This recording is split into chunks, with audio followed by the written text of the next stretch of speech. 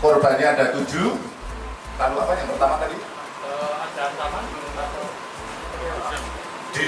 Modusnya diawali dengan bujuk rayu, kemudian kalau semacam ancaman-ancaman adalah ancaman-ancaman sifatnya kepada anak-anak, ya, misalnya pendidikan mengancam dengan nilai,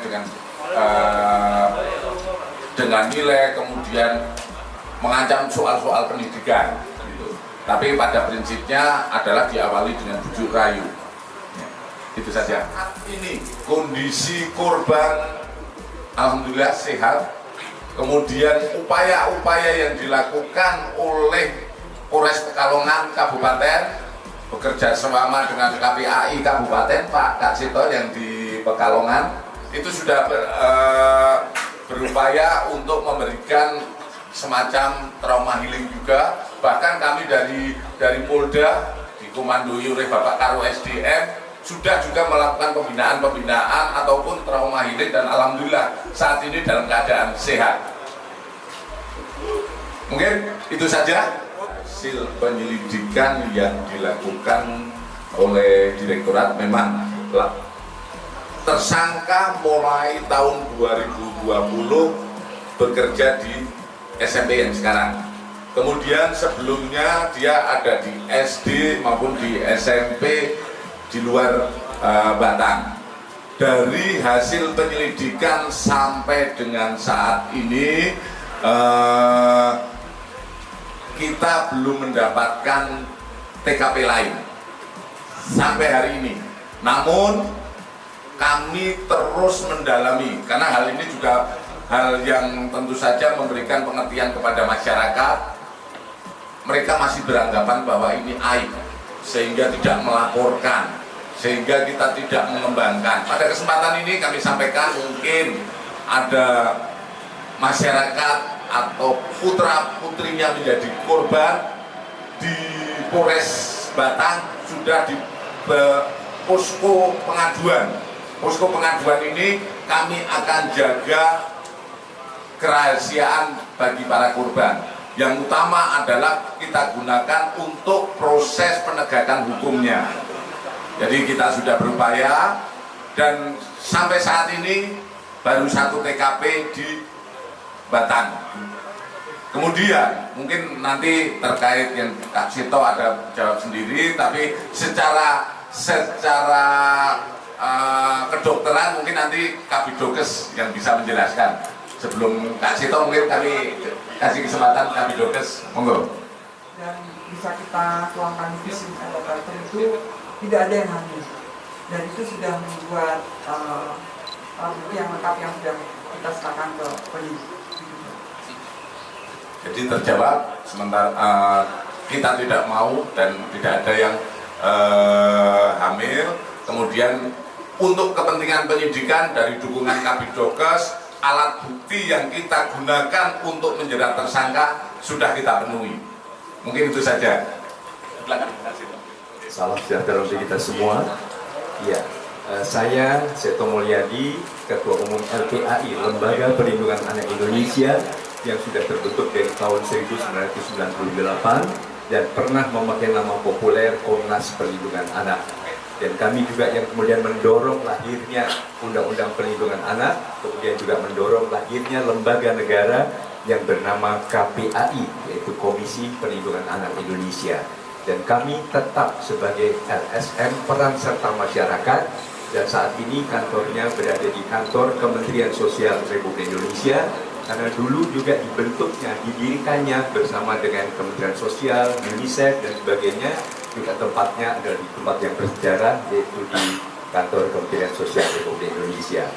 Ya, kami pertama juga memberikan apresiasi terhadap Polda Jawa Tengah yang dalam hal ini selain segera melakukan penangkapan kepada pelaku, tapi yang paling juga tidak dilupakan adalah para korban.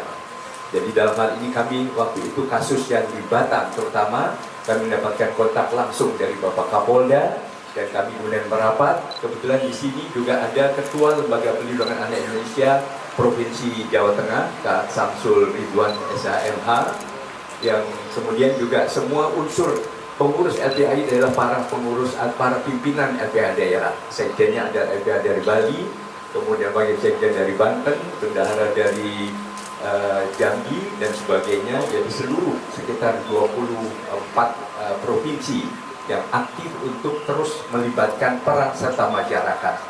Jadi dalam hal ini memang kami mewakili masyarakat. Prinsipnya di dalam berbagai tindak kejahatan seksual, kami tidak hanya menyebut kekerasan, karena kejahatan kadang-kadang tidak dilakukan dengan kekerasan, dengan bujuk rayu, dengan iming-iming, dengan seolah-olah ini adalah untuk kepentingan anak, kemudian untuk mengetes kejujuran, kemurnian dan sebagainya, tapi tanpa sadar kemudian melakukan tindakan-tindakan pelecehan seksual sampai terjadinya hubungan badan dan sebagainya. Jadi intinya adalah kami mengajak peran serta masyarakat. Saya sendiri sudah bergerak di bidang perlindungan dan pendidikan anak sekitar 52 tahun yang lalu, sejak ada masa remaja, dan sekarang aktif juga menggerakkan ke kampus-kampus supaya mahasiswa juga turun gunung juga untuk menjadi aktivis perlindungan anak. Karena melindungi anak perlu orang sekampung. Amanat Undang-Undang Perlindungan Anak bahwa melindungi anak bukan hanya pemerintah, bukan hanya Polri, tapi juga masyarakat, juga orang tua, juga para guru dan berbagai lapisan masyarakat.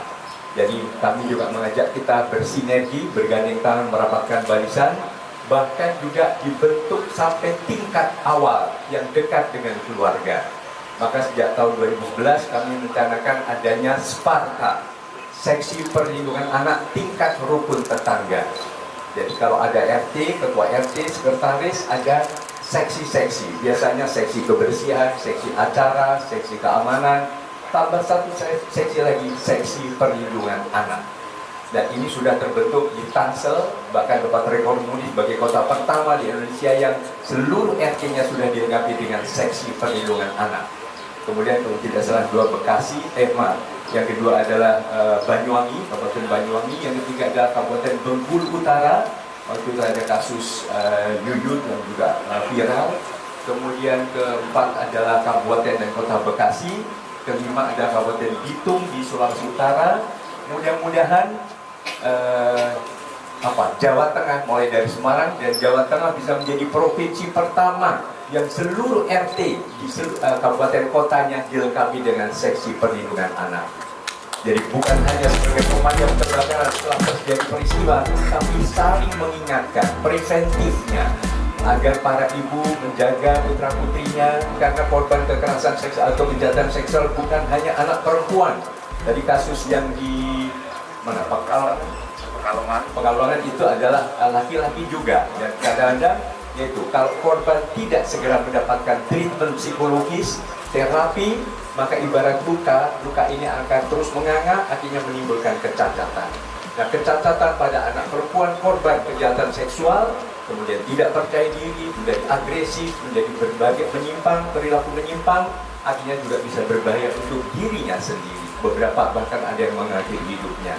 Korban laki-laki kita juga tahu adalah kemudian calon-calon pelaku kejahatan seksual terhadap korban-korban berikutnya. Jadi ada semacam, ya mohon maaf, tanda semacam kenikmatan, tapi juga ada balas dendam, ada sesuatu yang kompleks, sehingga betul-betul harus dapat treatment psikologis. Jadi kemarin kami bersama dengan jajaran psikologi dari Mabes Polri, dari Polda Jawa Tengah, dari Polres Batang, kami juga turun, kemudian membuat anak-anak bangkit dan percaya diri kembali.